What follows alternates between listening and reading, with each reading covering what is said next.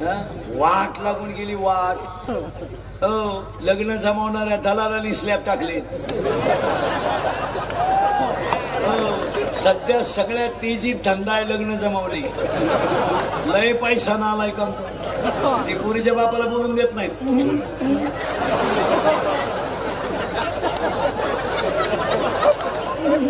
50,000 पोराच्या बापाकडे जातो. 50,000 किती काढले?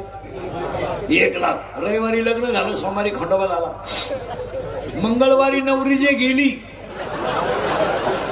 आलीच नाही म्हणजे तिच्या पहिल्या नवऱ्याच्या घरी गेली. पण आता काय माहिती